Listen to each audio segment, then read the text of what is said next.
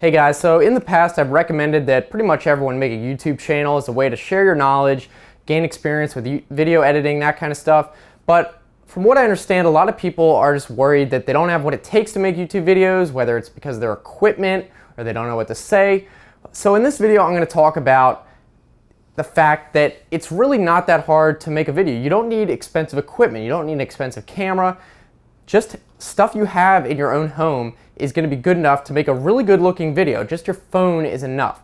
So I'm going to talk to you about how you can use what you have to maximize the quality of your video so it can look great even though you're not spending any money. Now, like I mentioned, a phone is going to be totally fine for recording video. Most smartphones these days can record 1080p in great quality. There's no need to go out and buy a camera if you don't want to spend any money. Now, you might be thinking, okay, well, I record a video and it looks like crap.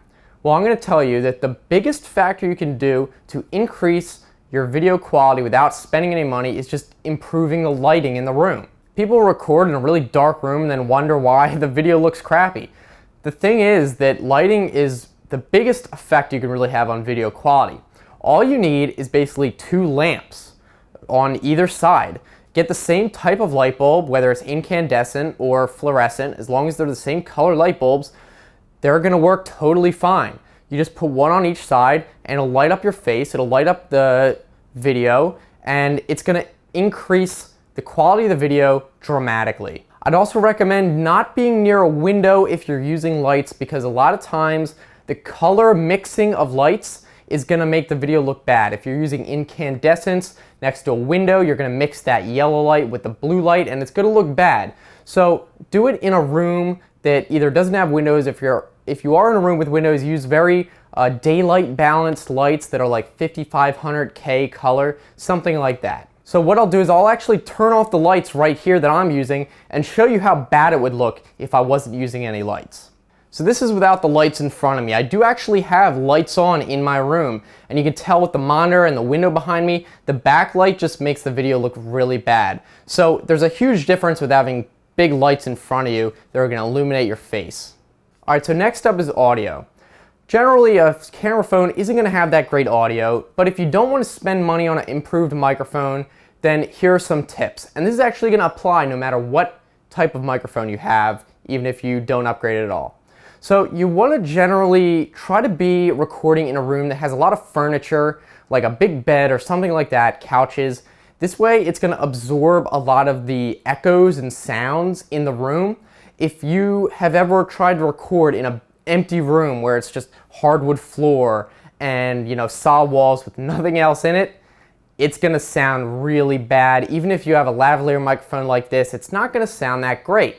So definitely try to go in a room that maybe has a rug or a bed in it, something like that, that's going to absorb a lot of that sound reflections. Like I said, even if you do decide to upgrade your microphone to a dedicated microphone, this is still going to apply. You definitely want to reduce as much echo as you can. Finally, this is kind of self-explanatory, but you probably want to get a tripod.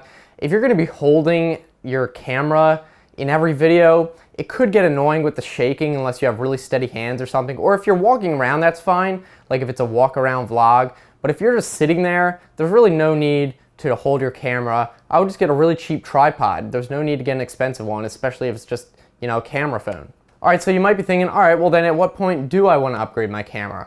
The thing that I always say is you want to think about upgrading when your current camera cannot do something that you want to do, if it's incapable of doing it.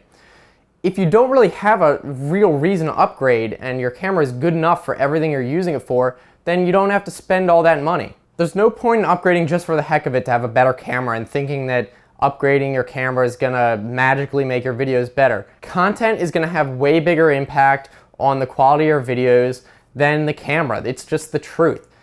If you spend a lot of time making videos, you're gonna get more experienced at it, you're gonna be making better video content, you're gonna naturally know when you're hitting a limitation with your camera and when the camera is the limiting factor in your videos. Basically, your camera is not gonna make your videos any more entertaining.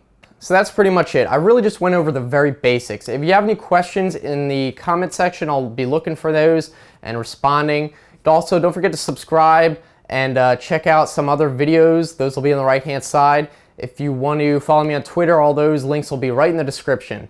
So thanks for watching, guys. I will see you next time. Have a good one.